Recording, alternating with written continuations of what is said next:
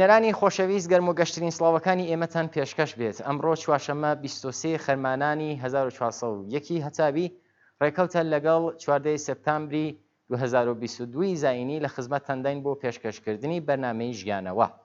خۆشەویستان، هەروەها کە ئاگادارن بەرنامەی ئەمڕۆمان لەسەر منداڵانی کار و سەرشەقام، قوربانیانی هەژاری و ئێعتیادە کە بە هاوکاری هاوڕێیانمان لەسەر تایبەتمەندی ئەم بەرنامەیە کردومانە بە دوو بەش. خۆشەویستان، هەفتەی پێشۆ بە مێمانداری هاوڕێ گەلاوێژی ڕۆستەمی کە چەندانە پرسیارمان لێ کردو بریتی بوون لە ئێوە پەیوەندی منداڵانی کارۆخیابان چۆن پێناسە دەکەن، هۆکارەکانی ڕوو لە زیادبوونی منداڵانی کارۆخیابان کامانن، کێشە یاخۆ گیرۆگرفتەکانی ئەو منداڵانە کامانن، ئەو مەترسیانەی کە هەڕەشە لە ژیان و داهاتووی منداڵان دەکات کامانن، دەوڵەت یاخۆ یاسا چه دەورێک دەبینێ لەسەر وەزعی منداڵان. ئەمڕۆیش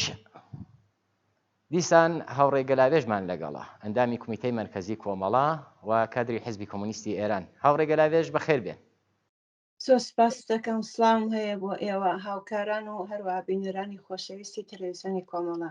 لە خزمەتتە. هاوڕێ گەلاوێژ، بەرنامەی پێشۆمان درێژە پێ ئەدەین، ویستمان ئەوە بڵین کە پرسیارە یەکۆمی ئەمڕۆمان ئەوەیە منداڵان بەگشتی، منداڵانی سەرشەقام بە تایبەتی چۆن گیرودەی مادە هۆشبەرەکان دەبن؟ لە ڕاستیدا ئەگەر وەڵام بۆ پرسیارە بدەینەوە دەیبارە بگەڕینەوە دواوە. بە پێی ئاماری یونیسف دەڵێ 25 تا 95% منداڵانی کار بە تایبەت منداڵانی سەرشەقام، ئەو منداڵانی کە هیچ پەیوەندیکیان نەماوە لەگەڵ بنەماڵەیان و شەو ڕۆژیان لەسەر شەقامەکان دەگوزەرێن و ژیان دەکەن، تووشی ئەنوایی مەسایب و مشکلاتی ماڵی و هەتا ڕۆحی و ڕەوانی و جسمی دەبن. 25 تا 95% ئەو منداڵانە بەداخەوە دەتوانن بە زۆرێک لە جۆرەکان، یعنی بە پێی ئەو ئاماری یونیسف، مادە هۆشبەرەکان بەکار تاقیان کردبێتەوە یا تاقی بکەنەوە، یا ئەگەریەوە هەیە کە ئەمانە تووشی ئەم ڕێگایە بن. ئەوەڵین هۆکاری سەرشین ئەسەن کولەن ئێحتیاط، یعنی بەکارهێنانی مادە هۆشبەرەکان بە تایبەتی لە ئێراندا هۆکارەکەی یعنی مشکلاتی ڕیشەی تری هەیە، وەکو فەقیری و گرانی و بێکاری. ئەو بۆ گەورە و سکۆڵە بۆ منداڵ هەروەکو یەک وایە. ئێمە لە بەحسەکانی هەفتەی ڕابردوودا باسی ئەومان کرد کە فەقیری و هەژاری بارگرانایەکەی دەکەوێتە سەرشانی منداڵانی خانەوادەهای فەقیر و هەژار، کە ئەو منداڵانە بۆی کە بژیوی ماڵیان داوی بکەن مەجبور دەبن لە تەرکی تەحسیل بکەن، مەدرسە بەجێ بێڵن. ئەو منداڵانە مەجبورن بازاری کار و سەرشەقامەکان و لەو سەرشەقامەکان و لە ئەینی کاردا کاریەوان دەتوانین مەسەن بڵێ لە زبڵخانەکاندا زبڵ کۆ دەکەنەوە، لەگەڵ ئەنوای خەتەرات ڕوبەڕوونە. هەروەها لە لایەکی دیکەشەمە باسمان کرد کە ئەو منداڵانەی بەتایبەت بێ سەرپەرستن دەبنە تۆبەی مافیای مەوادی مخەدر لە ئێراندا. بە پێی ئامار کە تەحقیقاتی لە خودی منداڵانی محتال لە ئێران کراوە کە لە بەرنامەکانی پێشودایمە باسمان کرد، 80% ئەو منداڵانە کە ئیحتیاجیان هەیە بنەماڵەکانیان ئیحتیاجیان هەیە بۆ خۆیان، یعنی مەصرفی مادە هۆشبەرەکان دەکەن. و بەداخەوە بەهۆی ئەوە کە دایک و بابەکان بەتایبەت پیاوەکان کە 90% محتادەکان لە ئێران پیاون و 10 تا 11% بە پێی ئامارەکانی دەوڵەت دەڵێن ژنن، ئەمانە بۆ تەهیەکردنی مادە هۆشبەرەکانی لە منداڵەکانە ئیستفادە دەکەن. یعنی ئەو منداڵانە بوونەتە ناقل و مەسەڵەن یا مادە هۆشبەرەکان دەکڕن بۆ دایک و بابیان، و بەنابەرین ئەو منداڵانە ئاشنایەتی پەیدا دەکەن بە مادە هۆشبەرەکان، دەستڕاستیان پێی هەیە، ترسیان دەڕژێ لە بەکارهێنانی مادە هۆشبەرەکان، چون لە ماڵەدا لە خانەوادەدا بە شێوەیەکی ئاسایی مادە هۆشبەرەکان مەصرف دەکرێن. ئەوە زەمینە خۆش دەکەن منداڵش کۆنجکاوە، ینی احتمالێەوە کە منداڵانی خانەوادەهای محتات ئەوانش جیرۆدەی ئەو بەڵایە بن یەکجا زۆرە، بۆیە ئامارەکانیشان یەکجار لەسەریە. ئێمە لە بەرنامەی پێشوو باسمان کرد کە زۆربەی ئەو ماڵانەی کە بۆ خۆیان ینی مادە هۆشبەرەکان بەکاردێر منداڵەکانیان توش دەبن، منداڵەکانیان دەبی بچن کار بکەن بۆ کە بژیوی ماڵێ دابین بکەن، یا ماڵە خانەوادانەی کە ناناوەری ماڵیان لەدەستداوە یەکجیە منداڵەکە دەبێتە بە ناناوەری ماڵێ، دەبێت مەدرسە بەجێ بێڵە ڕووکاتە بازاری کار، بازاری کارێکی ینی بەغایەت غیری ئینسانی، بازاری کارێکە سوءاستیفادەی حتا جینسی و جسمی لە منداڵان دەکەن. زۆربەی ئەو منداڵانەی کە لەسەر شەقامەکانن ینی زیاتر لە 12% بە پێی ئامارهای خودی فعالینی مەدەنی لە ئێران، یعنی ئامارهای ڕسمینەوە تووشی ئەفسردگی دەبن. وەختە تووشی ئەفسردگی دەبن و بەتایبەت لە مەناتقی ئەو زۆربەی هەرە زۆری ئەمانەش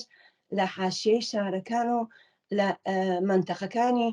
فەقیرنشین دەژین. ئێمە باسمان کرد کە لە حاشیە نشینەکان، حاشیە شارەکان و لە مەناتقی فەقیرنشین ینی ئەوەندە مادە هۆشبەر زۆرە، ئەوەندە محتاج زۆرە، تۆ بە کوچەیەکدا ڕۆیشتانە دۆشانی یا مەواد فرۆشێک دەکەوێت یا چەندین محتاج دەکەوێت. پس ئەو منداڵانە لە محیتێکی خەتەرناک و ئالوودە و سەر تا بخوار ینی زەرمەند بۆ پەروەردە و بۆ ژیانی ئەو منداڵانەدا خەریکن ژیان بەسەر دەبن. کەوا بوو عاملی ئەسلی کە وەکو پێشترش باسمان کرد هۆی سەرەکی بەڕاستی هەژاریە، هەژاری کۆمەلگایە، هەژاری خانەوادەکانە کە بارە قورسەکەی دەکەوێتە سەرشانی کچان و کوڕانی منداڵ و نیوقەت لە کۆمەلگای ئێراندا. هەروەها بەشێک لە هۆکاری ئەوە کە ئەو منداڵانە تووشی احتیاط دەبن، وتم ئەو منداڵانە گەورەترین دەغدغەی ڕۆژانەیان تێرکردنی زگیانە، ینی نانێک پەیدا بکەن. وەختی هیچ دەرامەدێکیان نییە، ئەم مافیای مەوادی مخەدر لەوانە سوءاستیفادە دەکەن. دەڵێ وەرە کار بۆ بکەم مەواد بفرۆشە کە تۆ دەتوانێت پوڵێکت پێدەم و بگرە زۆر زاریش لە باتی پوڵ مەوادیان پێدەدەم لە باتی حەقدەستەکەیان. ئەو منداڵە هیچ شانسێکی نییە کە تووشی احتیاط نەبێ. ئەوانە دەمەعرەزی خەتەردانە و جزوی ئەوەڵین قوربانیانی هەژاری و ینی کێشەی احتیادن لە کۆمەلگادا. ئەو منداڵانە هەروەکو باسم کرد مادام کە هیچ ینی کەس نیە لەبان سەریانەوە، کە کەس مەسئولیەتی نییە لەبان سەریانەوە، کەس نە پیامڕێک ئەمە چاکەمە خراپە، هیچ ئاگایەکیان نیە، هیچ قودرەتێکی دیفاع لە خۆیان نییە، ئەوە زۆرتر شەو ڕۆژیان لەگەڵ ینی هەمنەوعانی خۆیان دەگوزارێنن لەگەڵ کە منداڵانی کە وەکو خۆیانن، کە ئەو منداڵانەش هەموو زەربیان خوادۆ لە باری ڕۆحی و ڕەوانیەوە وێرانن، لە باری جسمیەوە ینی ئەوەندە فشاریان لەسەرە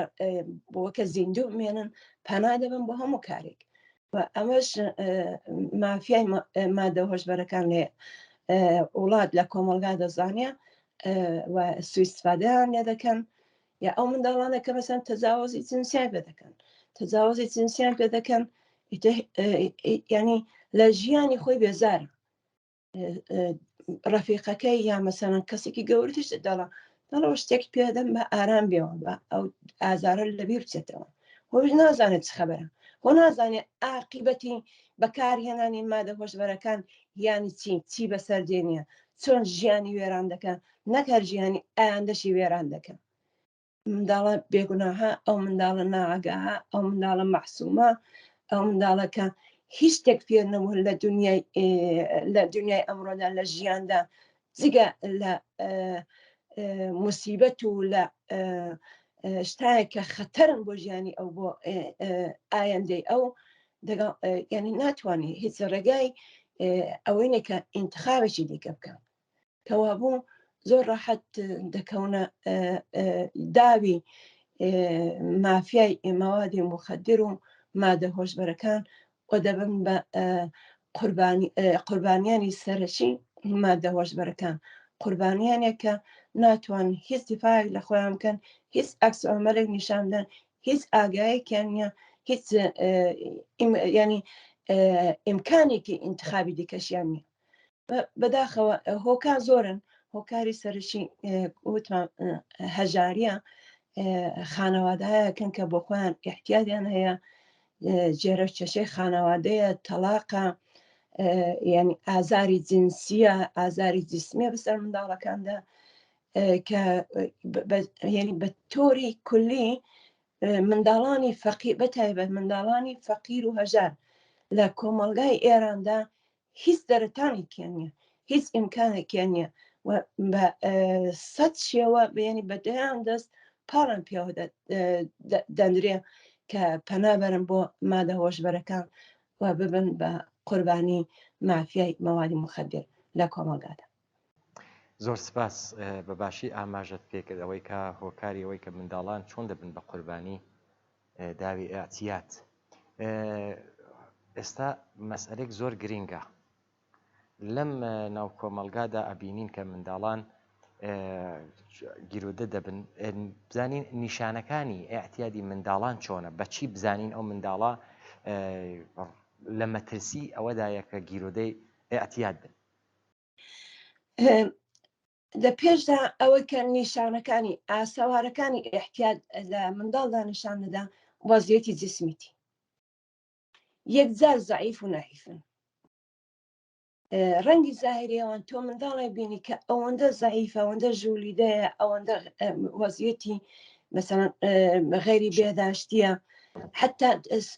ڕەنگی دەموچاوی ئەسان شین دەبێتەوە منداڵ کە پێستێکی جوان و لەتیفی هەیە ئەو منداڵانە ینی وەکو منداڵەکانی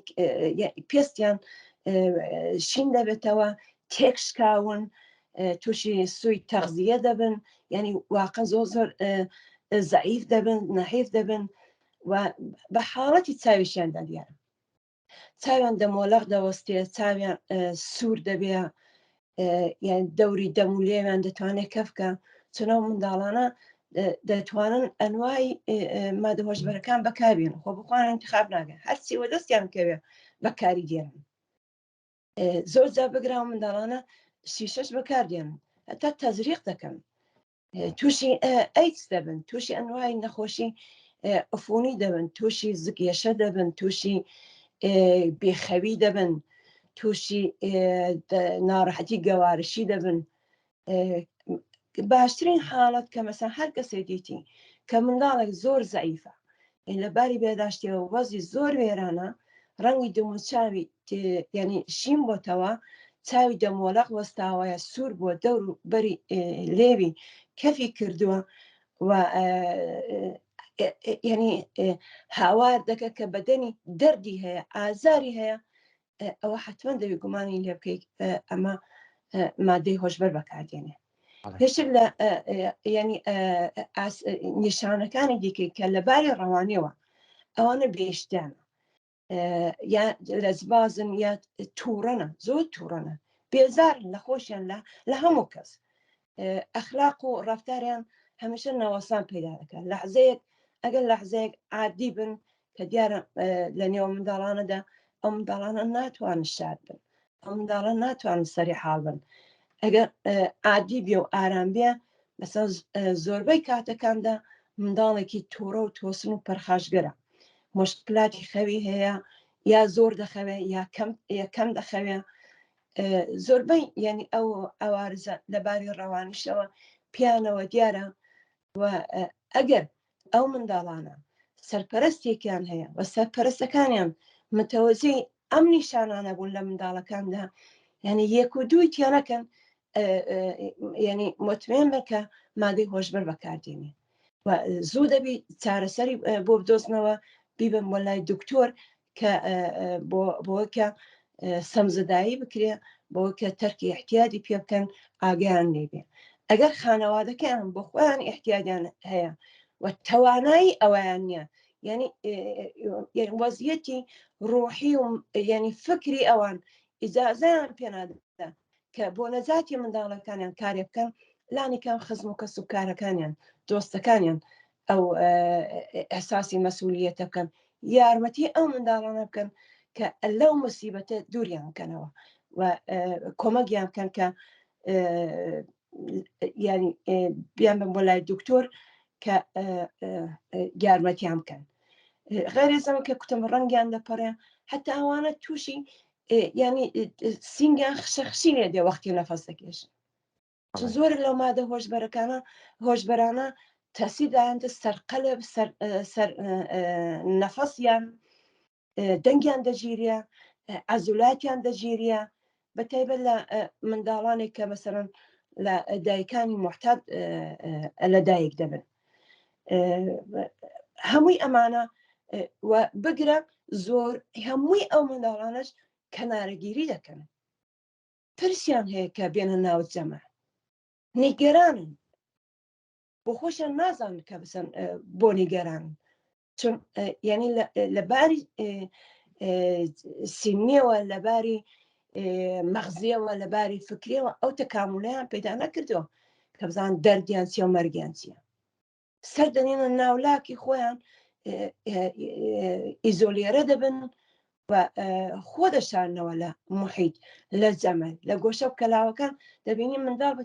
بە تەنیا لە بن دیوارێک لە بن بەردێک لە نێو کارتۆنی خەوی پیاکەوتو هەمووی ئەمانە ینی نیشانەهایەکی زۆر زەق و ڕوون و ئاشکرایە کافیە کە کۆمەلگا خانەوادەکان حەساسیت نیشاندن وەختی ئەوانەیان دیت دەبی ینی فەوری بکەونە کارێ بکەن بۆ کە ئەو منداڵە مەعالەجە بکرێن زۆر سپاس تا ئێستا هاتین لەسەر ئەوە بوو کە چۆن بوون بە قوربانی چۆن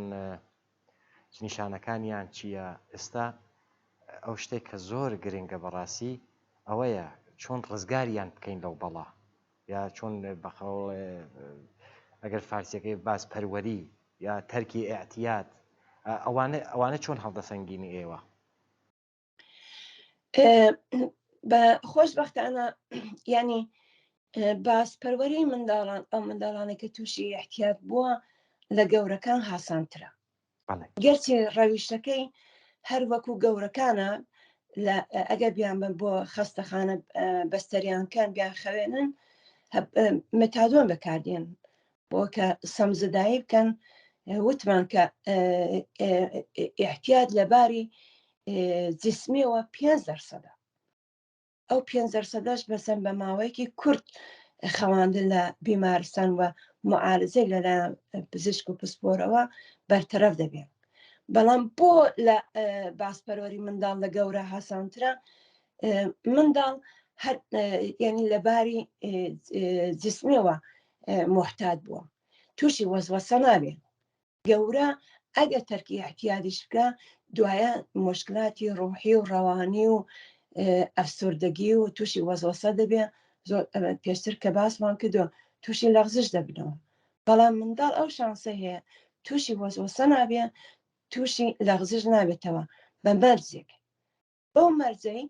کە لەو محیطی کە پێشتر تێدا بووە لەوێ دوور بکەوێتەوە ئەو محیطە دەتوانێت خیابان بێ دەتوانێت خانەوادەیەک بێت کە بۆ خۆیان احتیاجیان هەیە یعنی ئەگەر لە بیمارستان بیشان خوێنن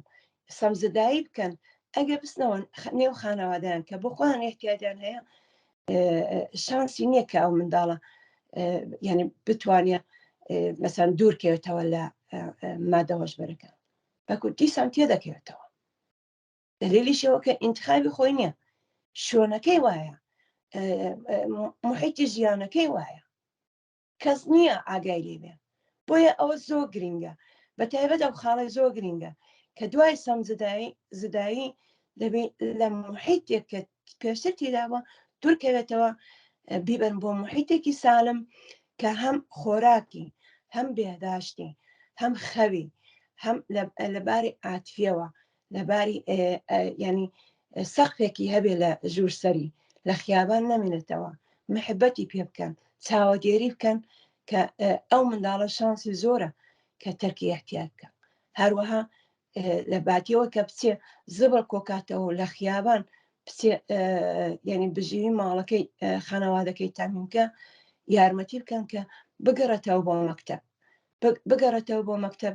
ژیانێکی ئاسایی دنیایەکی منداڵانە تەجروبە بکە ئەو منداڵانی کە تووشی احتیاج بوونە بەڕاستی دنیای منداڵانەیان نەدیتووە یعنی دنیای منداڵانەیان لێ زەوت کراوە لە هەموو ینی سەرەتاییترین مافی منداڵ بێبەش کراوە بۆی دەبی ئەو ئیمکاناتی بۆ فراهم بکرێت بۆی دابین بکرێ شانسیان زۆرەکە یەکجار بۆ هەمیشە باخەرە تەرکی احتیاج بکەن و بگەڕێنەوە بۆ سەرژیانێکی ئاسایی بە مەرجێک خانەوادە و کۆمەلگا و هەروەها دەوڵەتیش یارمەتی بکەن کە ینی ئەو شتانی کە لازمە بۆ ژیانێکی منداڵ بۆ پەروەردەی منداڵ بۆ ئاموزشی منداڵ بۆ ئایندەی منداڵ لێ اختیاری دابێت لە تەفریحاتەوە بگرە لە پاکو پێشتر باسم کرد لە بژیوی ژیانەوە بگرە تا مەکتەب لەوانە بەهرەمەند بێ شانسیان زۆرە کە بگەڕێنەوە باوەشی کۆمەلگا و بگەڕێنەوە بۆ ژیانەشی ئاسایی هاوڕێگە لاوێژ با بڕگە سەر ئەوەی کە دەورونەخشی بنەماڵە لەسەر تەرکی ئەتیادی منداڵان بزانین بنەماڵە چه ئەرکێک لە سەریانە و چۆن ئەبێ ئەو منداڵانە پەروەردە ببن لە بواری ڕۆحیەوە لە بواری فکریەوە لە بواری جسمیەوە چۆن ئەبێت منداڵان پەروەردە ببنەوە چۆن بێنە سەر پرسیارەکەی من ئەوەیە بەڵێ بەڵێ دیارە بنەماڵە وەختێک منداڵ بۆ وجود دێنیە یعنی منداڵیان دەبێ بەر لەوەی کە منداڵیان بێ بیر لەوە ئاندەی خۆیان و منداڵەکەیان بکەنەوە زۆر جا بۆیە دەڵێن پێشگیری لە ینی لە چارەسەری هاسانترە ئەگەر دەتوانن توانی ئەویان هەیە بۆ خۆیان مشکلەی احتیاجیان نییە و دەتوانن منداڵ پەروەردە بکەن ئەو وەختە بێڵم منداڵیان بێ ئەمە یەکێک لە ینی ئەو کارانەی کە بنەماڵەکان دەتوانن بکەن پێشگیری بکەن بۆکە منداڵێک بە دنیا نەیە کە تووشی موسیبەتی احتیاج بێ و ببێت ینی ئایندەشی وێران بێ و ئایندەی خانەوادەشی و هەروەها کۆمەلگاکەشی زەرمەند بێ لەو بابەتەوە ئەمە یەکێک دووەمەن خانەوادە وەختێک باسی ئەو شاخسانەمان کرد ئەو بەتایبەت ئەو خانەوادانێک کە بۆ خۆیان احتیاجیان نییە ئاگیان لێ نییە کە منداڵەکان لە بازاری کار لە خیابان چ بەڵایەکی بەسەر هاتووە ئەگەر متەوەجێ ئەوانە بوون زوو ئیقدامێ بکەن و کە منداڵەکان نەجات دەن لەو شەرایطە ئەمەش بەڕاستی ئەو خانەوادانە پێویستیان بە ئاگاهیە ئەم ئاگاهیە ئەو کاناڵە ئێمە بۆ خۆی ڕێگایەکە کە ئێمە ئەو ئاگاهیە بڵاوکەینەوە کە کۆمەلگا بەگشتی و خانەوادەکان ئەوانەی کە مشکلی احتیاجیان هەیە تایبەتی وشیار بنەوە ینی وە خەبەر بێن وەکو زەنگێکی خەتەر بسە هەم کۆمەلگاری داوە هەم ئێمە زەنگی خەتەر لێ دەین کە وە خۆیان بێنەوە کە کارێک بکەن ئەگە بۆ خۆیان احتیاجیان هەیە داوای کۆمە بکەن تەرکی احتیاج بکەن ئەمە ئاسایی نییە کە لە منداڵەکانیان ئیسفادە بکەن کە کاریان بۆ بکەن و کە مەسەن بژی ماڵێت تامین بکەن و هەروەها مادە هۆشبەرەکانیان بۆ بکڕن دەست لەو کارانە هەڵگرن ئەم کارانە خانەوادەکان دەتوان بیکەن بەڵام وەکو پێشتر باسم کرد کە ئاملی ئەسلی کێشەی احتیاج بۆ گەورە و منداڵ هەژاریە کەوابوو بۆی کە زۆربەی خەڵک لە زیاتیەوەی کە دەست بۆ ڕیشە بەریە بۆ کە کێشەی هەژاری و بێکاری و گرانی بتوانێت کەم بکاتەوە داوای خاستەکانی خۆیان بکەن پەنا دەبە بۆ مادە هۆشبەرەکان. ئەمە زۆر گرنگە کە خانەوادەکان وشیار بن لە باتیەوەی کە پەنابەرن بۆ مادە هۆشبەرەکان فکرێکی ئەساسی و دەستە جەمعی لەگەڵ هاوچینەکانیان هاوتێژەکانیان لەگەڵ کۆمەلگا بکەنەوە کە بۆەوەی کە ینی پێش بگرن بە بەدبەختی و موسیبەت و ئیحتیاجی منداڵەکانیان. لەم بابەتانەوە زۆر کار دەتوان بکەن و بۆ خۆشیان داوای یارمەتی بکەن هەم لە کۆمەلگا هەم لە ناوەندەکانی تەرکی احتیاج هەم لە پزیشک و لە ڕەوانشناس هەم لە خزم و کەسوکار هەم لە دۆست و ڕەفیق کە مادام کە سکوت بکەن و پیان ئەی بێداوای کۆمە بکەن و پیان ئەی بە باسی موسیبەت و بەدبەختێکی خۆیان بکەن وەکو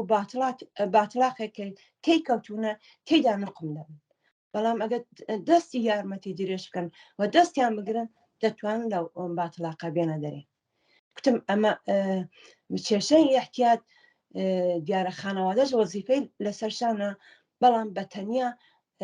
بە خانەوادە ناکرێن. لە ئەساسدا ئەمە وەزیفەی دەوڵەتە وەزیفەی دەوڵەتە کە یارمەتی ئەو خانەوادانە بکە یارمەتی ئەو منداڵانە بکە کە لەم وەزیەتە بێنە دەریا و هەروەها بتوانن پێشگیری بکەن لە احتیاجی منداڵ. چون ڕێژەی ڕۆژ بە ڕۆژکە فەقیری و گرانی و بێکاری زیاد دەکە ڕۆژ بە ڕۆژیش ڕێژەی منداڵانی کار و سەرشەقام زیاد دەکەن. مادام کە ڕێژەی منداڵانی کار و سەرشەقام دەچێتە سەر ڕۆژ بە ڕۆژ ئەمەش چاوەڕان نەکراو نییە کە ڕێژەی منداڵانی محتاج نەچێتە سەری ئەم موسیبەتە زیاتر نەکە و نەتەنی بەدەیان و سەدان و هەزاران خانەوادە وێران نەکە و ینی ژیانیان تەبا نەکە. بۆیە وشیاری زۆر زۆر مهمە ئاگایی زۆر زۆر مهمە بۆ خانەوادەکان کە داوای یارمەتی بکەن هەم بۆ خۆیان هەم بۆ منداڵەکانیان و جێرە و کێشە و مشکلاتی هەژاری و نەداری خۆیان دەبێت بە شێوەیەکی دیکە حەلکەن نەک ئەوەی کە منداڵەکانیان لە مەکتەب بجێڕنەوە. یعنی سعی بکەن کە منداڵەکانیان ینی بچن بۆ مەکتەب. لە مەکتەب جێرانەوەی منداڵ بۆ خۆی ئەمە یەکێک لە هۆکارەکانی احتیاجی منداڵە. هەر ئەم ساڵ کە هێستا مەکتەبەکانی ئێران دەستی پێ نەکردووە نزیک 800,000 منداڵ ناتوانێت بچێتەوە بۆ مەکتەب. سەرنیویشتی داهاتووی ئەو 800 منداڵێکە بەسەر میلیۆنها منداڵێکە تا ئێستا ناچن بۆ مەکتەب لەسەر شەقام و کاری خیابان و زباڵەگەردی دەکەن یا تووشی احتیاج بوونە ئەم 800,000 نەفەری دیکەشی پێزیاد دەبێت. من خانەوادە هەرەوەندەی لە دەستێک کە داوای یارمەتی بکە هاوکاری یەکتر بکەن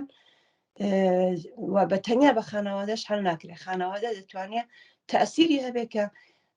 پێشگیری بکە و داوای یارمەتی بکە.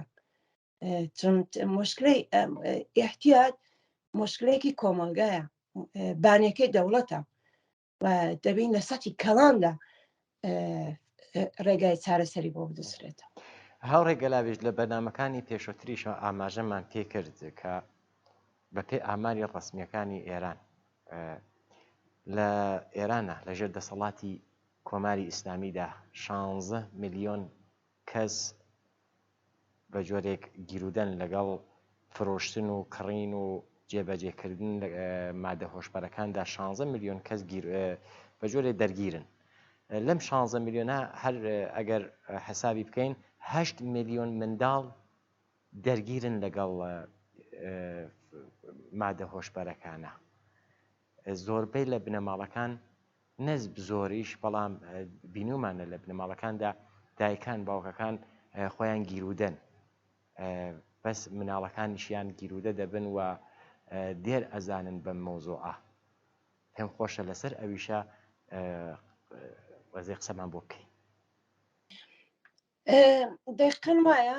پێشتر ئاماژەم پێکرد کە ئەو تەحقیقاتی مەیدانی کە لە ئێران کراوە لە شارە گەورەکان 80% ئەو منداڵانەی کە مادە هۆشبەرەکان بەکاردێنن دایک و بابیان محتاجن یا یەکێکیان یا هەردووکیان بەپێی ئامارێک کە خودی دەوڵەت داویتی ڕۆژانە 20 تا 200 منداڵی محتاج لە دایکانی محتاج لەدایک دەبێت ئەمە فاجعانە ئەم ئامارانە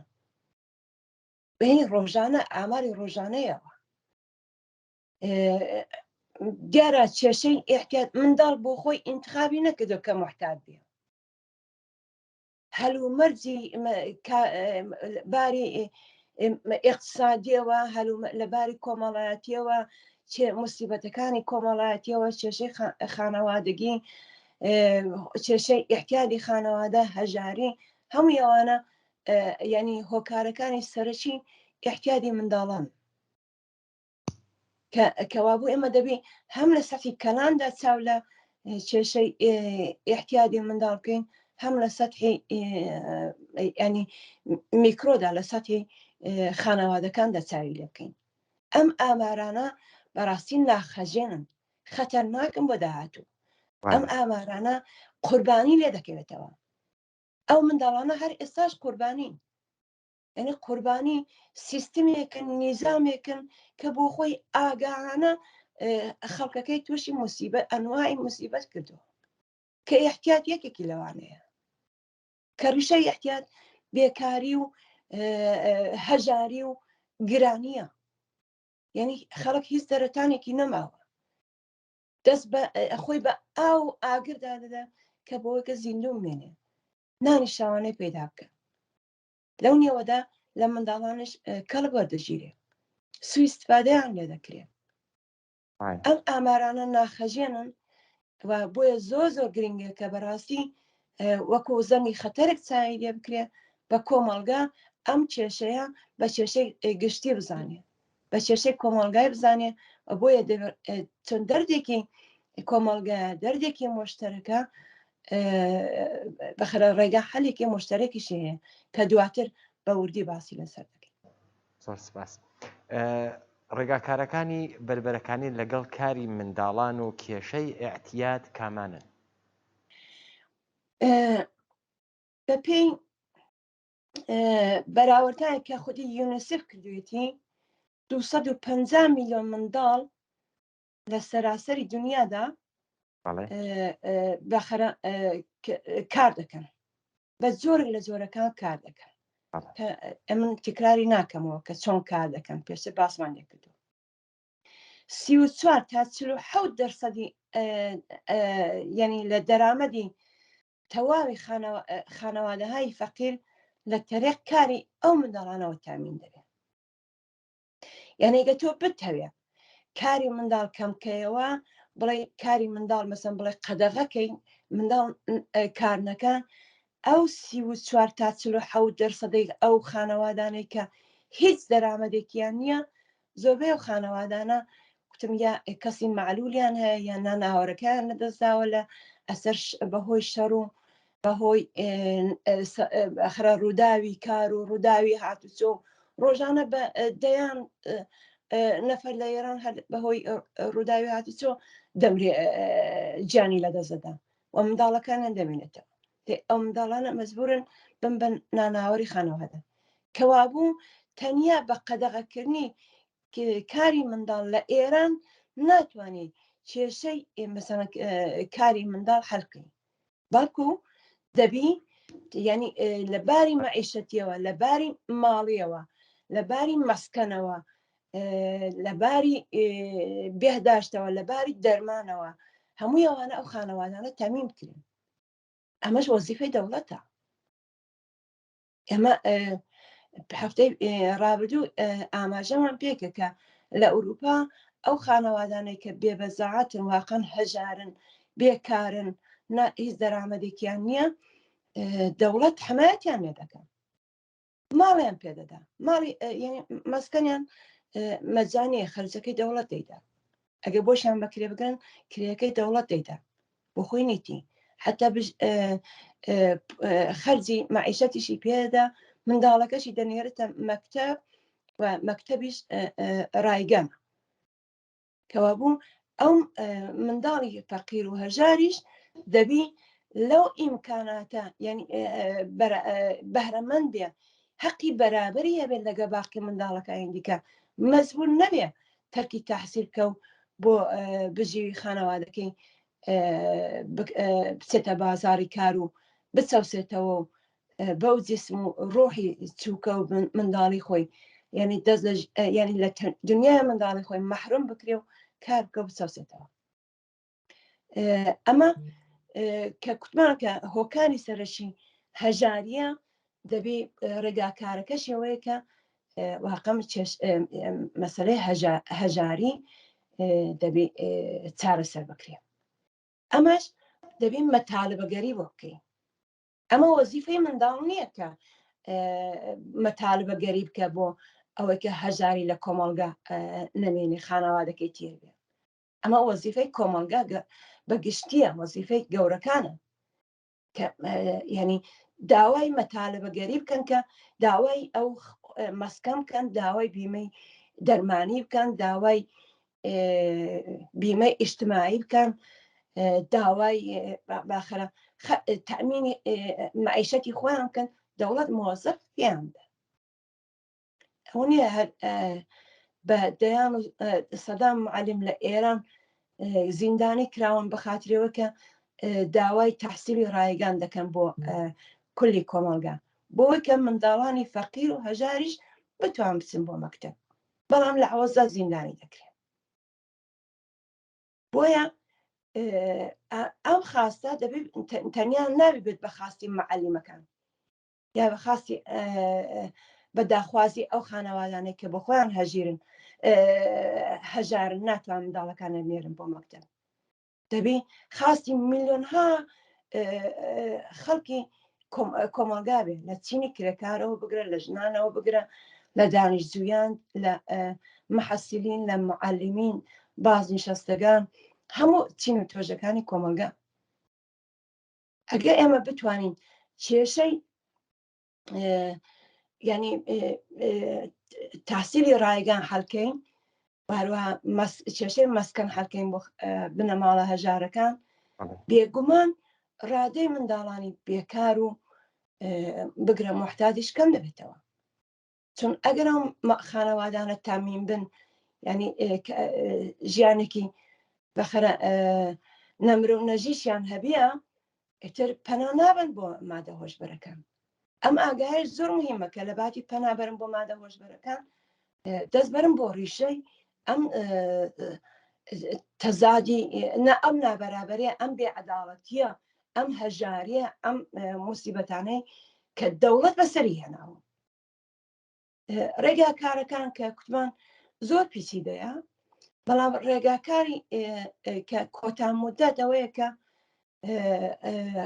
ئەوەیە بتەبێت بۆ منداڵانی محتاج کەمپی تەرکی ئیحتیاجی منداڵان کە زۆر کەمە لە ئێران ئەو کەمپانە زیاد بکەن بە خەرجەکەشی دەوڵەت بیدە. ئەمە یەک. دووەمەن ئەم خانەوادانێک کە بۆ خۆیان تەرکی ئیحتیاجیان هەیە بە تایبەت بۆ ژنان کە ئیحتیاجیان هەیە کەمپ نییە کە مەسەڵەن ژنان بەڕاحەتی بتوانن مەسەڵەن لەوێ باسپەروەری بکرن تەرکی ئیحتیاج بکەن. ئەو لەباری فەرهەنگیشەوە وەکو تابوو یەکچاوی لێ دەکرێت. کێشەکان زۆر پیچیدەنە، بەشی اقتصادی هەیە، فەرهەنگی هەیە، بەشی سیاسی هەیە، سوزان بەشی کۆمەڵایەتی هەیە، کێشەی خانەوادەگی هەیە، کێشەی تەلاق هەیە، ئیعتیاد هەیە، تەجاوزی جنسی هەیە. هەموو ئەو موسیبەتانە ناشیەوەیە کە وڵاتێکی توتالیتەرە، وڵاتێکە کە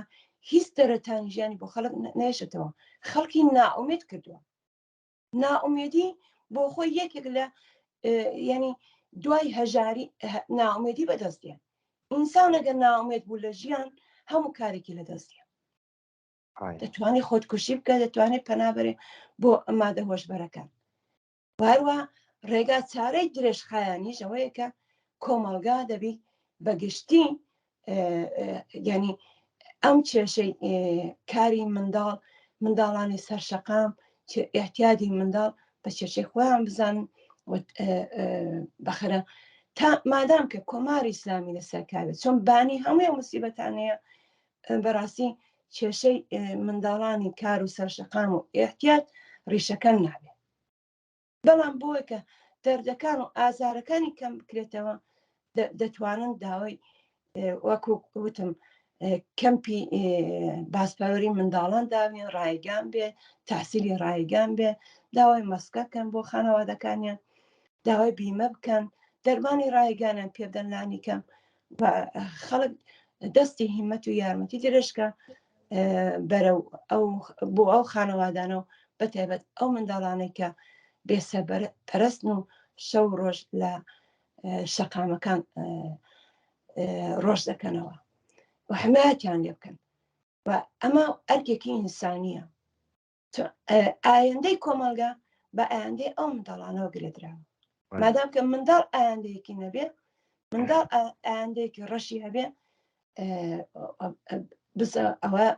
ینی مطمئن بین کە کۆمەلگاش ئایندەیەکی باشی نابێت ینی ئەو موسیبەتانە هەر تۆلید و باز تۆلید دەبێتەوە